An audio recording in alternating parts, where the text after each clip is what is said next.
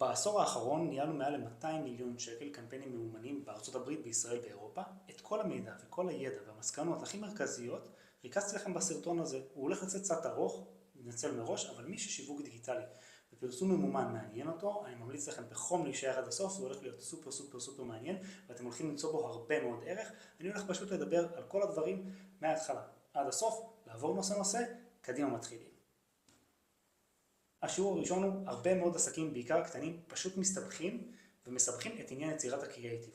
מה שאני מציע לעשות זה לקחת דמות אחת, אבטר אחד, קהל אחד שאתם רוצים לפגוע בו, רוצים לדבר אליו, ופשוט להוציא את הטלפון ולצלם את עצמכם. כזה פשוט. היום לא צריך קריאייטיב פנסי שמנסי, ממש כמו הסרטון הזה. הדברים האלה פשוט עובדים. אתם רוצים לייצר עוד גרסאות? קחו את הוידאו שצילמתם, תתמללו אותו, תייצרו מזה פוסט. קחו את הפוסט שתמללתם, תדביקו אותו עם תמונה. קחו את התמונה, שימו אותה בתור גיף. תקשיבו, כל מה שצריך לעשות זה פשוט לקחת קהל אחד, לפתוח את הטלפון, לצלם, ומזה לשכפל עוד ועוד גרסאות.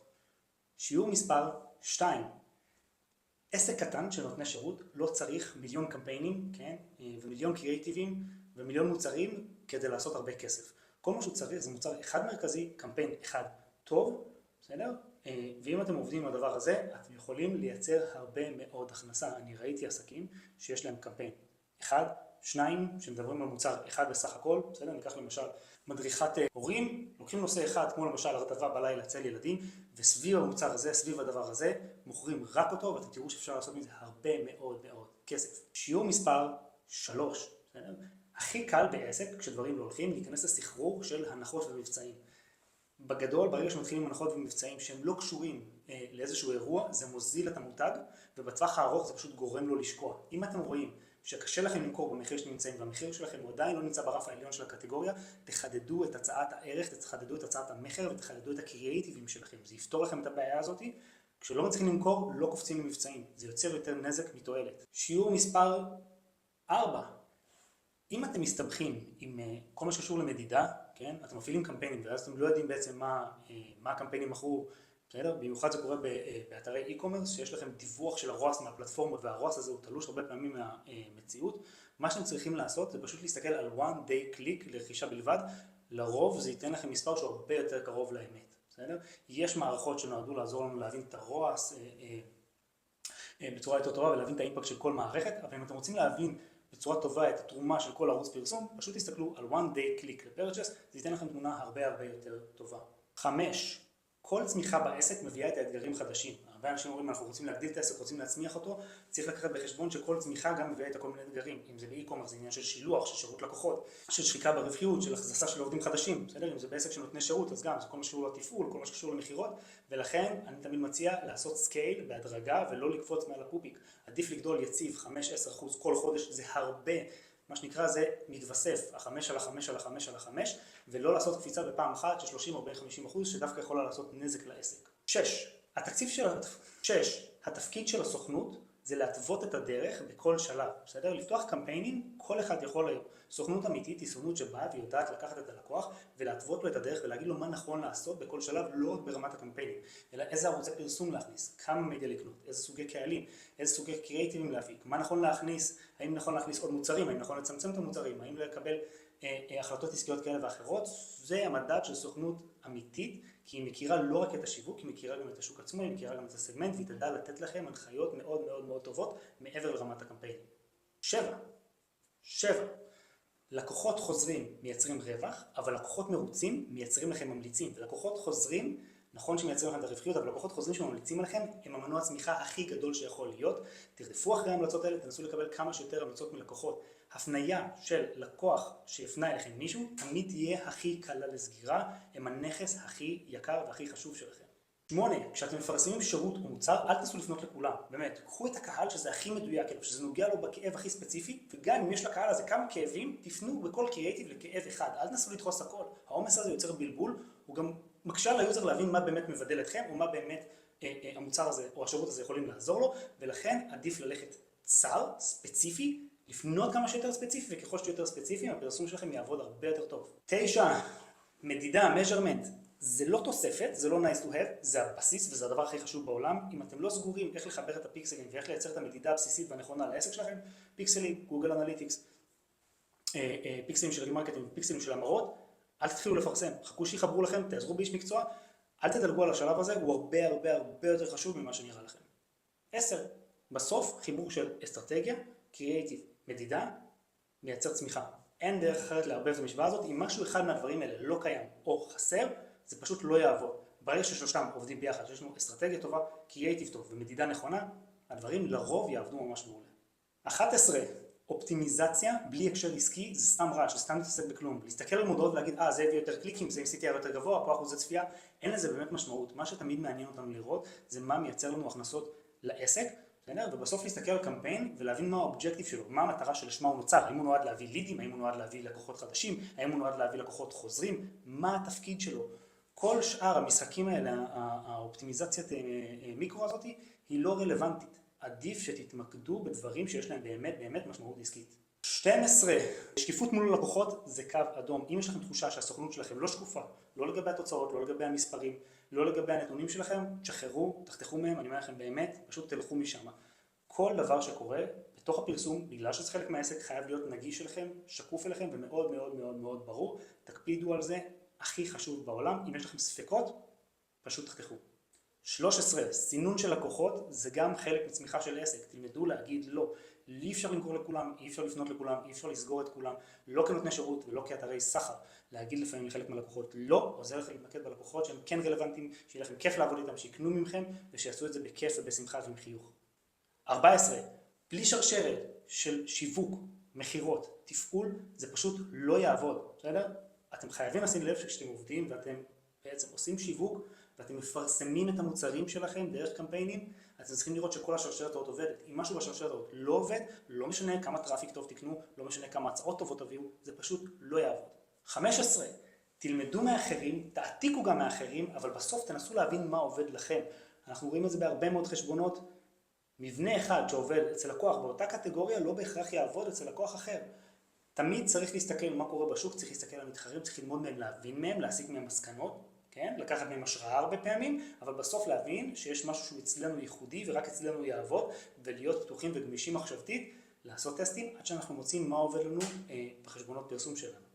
16. הכל בונה לכם את המותג. השירות לקוחות שלכם, המודעות שלכם, השיחות מחירה שלכם, המתנות שנותנים ללקוחות, האריזות שלכם, הכל בסוף בונה את המותג, תזכרו את זה. 17.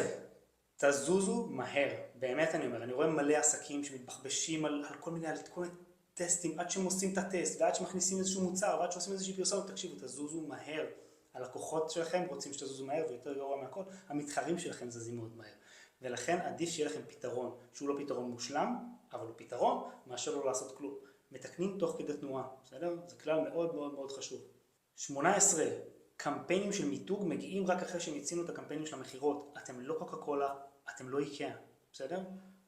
רוב העסקים עדיף שיתמקדו במחר, מחר, כמו שאמרנו בסעיף הקודם, המיתוג יגיע גם מהמחר, ולכן הרבה פעמים שלקוחות אומרים, אני רוצה לעשות קמפיין מותג וקמפיין מודעות וקמפיין זה, העצה שלי בתקציבים הקטנים בינוניים לא ללכת למקומות האלה עד שאתם לא הופכים להיות מותג שאנשים באמת מזהים וזוכרים אותו. עדיף שתתמקדו במחר, כמה שיותר מחירות, אנשים יחוו את המיתוג דרך זה, דרך המודעות שלכם, דרך השירות לקוחות, דרך האריזות שלכם, בסדר? דרך החוויות שהם חווים במוצר, זה מספיק בשלב שאתם נמצאים בו. 19. תהיו בכמה שיותר פלטפורמות בו זמנית. עכשיו, זה נכון באמת ברוב בתקציבים יותר גבוהים, אבל גם בתקציבים יותר נמוכים אפשר לעשות את זה, ואני אתן לכם דוגמה דווקא מעולם הסושיאל. העליתם פוסט, כן? קחו את הפוסט, תעלו אותו לכל פלטפורמה שאתם יכולים, גם אם זה נראה לכם לא תמיד הכי קשור. יש לכם פייסבוק, תעלו אותה גם ללינקדין, תעלו אותה גם לטוויטר, תעלו אותה גם לאינסטגרם, בסדר? תעשו כמובן התאמות קטנות בין הפלטפורמות, אבל את אותה פיסת תוכן אתם יכולים להעלות לכמה וכמה מקומות. כנ"ל לגבי פרסומות, יצרתם פרסומת שהיא טובה, היא עובדת לכם טוב ברילס, קחו אותה, תעלו אותה גם לטיקטוק, תראו שהיא עובדת לכם בטיקטוק, עובדת לכם בטיקטוק, תעלו אותה גם לסנאפצ'אט, תנסו גם להעלות אותה בדימנג'ן, ביוטיוב, כן? תנסו לעשות מינוף לכל פיסת תוכן שיש לכם. 20. תדברו עם הלקוחות שלכם. תקשיבו, באמת כל המידע נמצא אצלם. למה הם קנו? למה הם לא קנו? למה הם קנו יותר מאחרים? למה הם עכשיו בחרו לא לקנות את המוצר שלכם? תנסו ליצור איתם כמה שיותר נקודות שיח. כל התשובות נמצאות אצלם. אתם יכולים להבין מהם הרבה מאוד דברים גם לגבי המוצרים שלכם וגם לגבי הפרסום שלכם. יש אצלם מידע ששווה זהב. 21. שיווק הוא תהליך, זה לא משחק סכום אפס. צריך להבין שכל פעם אני מסתכל על זה משהו כמו תנועה מעגלית, אנחנו כל פעם חוזרים לנקודה ומשפרים אותה.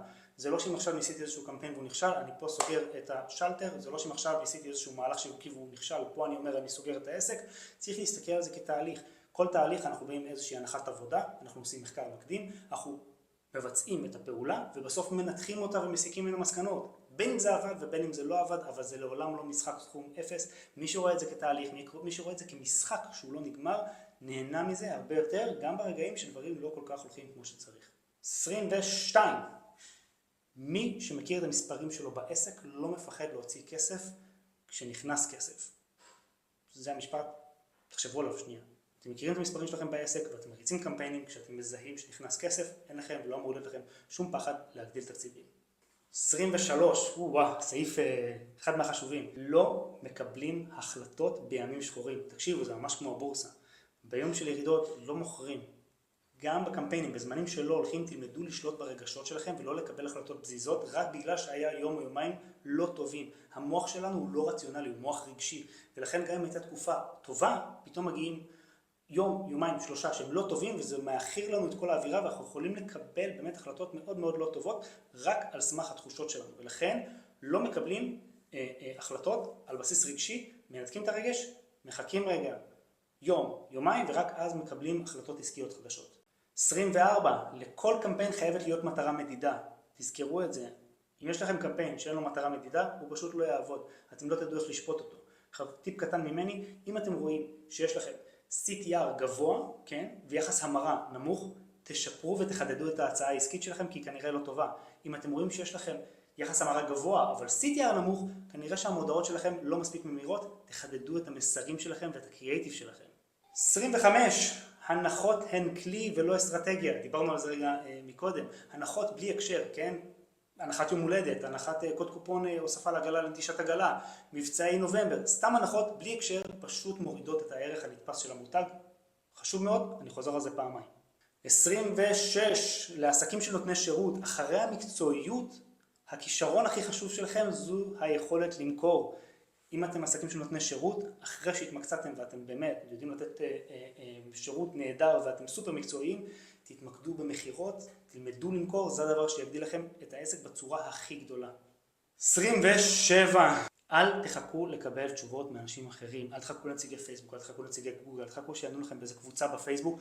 תקשיבו, רוב המוחלט של המידע נמצא שם בחוץ, פשוט תלמדו איך לגשת אליו, גם אם זה בניהול קמפיינים וגם אם דברים שקשורים לקריאייטיב וגם דברים שקשורים לכם לעסק. יש מיליארדי אנשים בעולם שכבר שאלו את השאלות האלה לפניכם, פשוט תלמדו לחפש את התשובות מהר. מי שמוצא תשובות מהר יכול לזוז מהר. 28. כלי AI הם באמת, הם יתרון תחרותי מטורף אם אתם לא משתמשים בהם, אם הם לא נכנסו לכם לתוך החיים ולשגרת העבודה, לא כבאזוורד אלא ככלי עבודה אמיתי, אתם far behind, באמת, תשקיעו בזה, במיוחד אם אתם קמפיינרים או בעלי עסקים, תקדישו חלק מהשבוע ללמידה של כלי AI, אתם תראו איך זה משפר לכם את הפרודקטיביות בצורה מטורפת. 29. תנו לקמפיינים זמן. יש הרבה מאוד דברים שהזמן מרפא והזמן מתקן. בקמפיינים זה מאוד מאוד נכון, הרבה פעמים מי שהורס קמפיינים, זה קמפיינר חסר סבלנות, שהגיע מהסוף שבוע, רואה איזה שהן תוצאות ומחליט ישר להתעסק, או שמרגיש שהוא צריך להצדיק את המשכורת שלו ומחליט להזיז כל הזמן בידים, תקציבים, הודעות. יש דברים שלוקח להם זמן, יש מערכות שלוקח להם זמן לצאת מלרנינג, תלמדו אותם, תבינו כמה זמן הן צריכות, ואל תיגעו כשלא צריך. באמת, לא תיגעו, אתם תראו שהרבה פעמים מלא לגעת, דברים מסתדרים.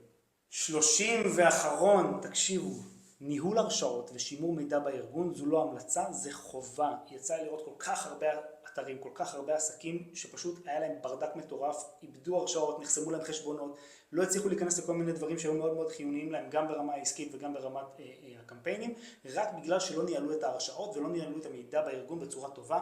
תקפידו על הדבר הזה מהיום הראשון. טוב, אז אלה היו 30 השיעורים, הדברים שלמדנו ככה מניהול של מעל לעשור, מעל 200 מיליון בתקציבים של פרסום ממומן, גם בארץ, גם בחו"ל. אם מצאתם ערך בסרטון הזה, אני אשמח שתשתפו אותו, תדרגו אנשים, תפיצו את זה למי שנראה לכם רלוונטי. אם יש לכם מוצר או שירות ואתם מקדמים אותו במעל ל1,000 שקלים ביום בפרסום ממומן, צרו איתנו קשר, יש לנו פה תגובה, אתם יכולים לשלוח הודעה בפרטי או להיכנס אלינו לאתר, ואנחנו מבטיחים לדבר איתכם ולבדוק התאמה. וזהו, עד אז תמשיכו, תהיו טובים, תעשו דיגיטל, תעשו כסף, והכי חשוב, תמשיכו ליהנות מהתהליך.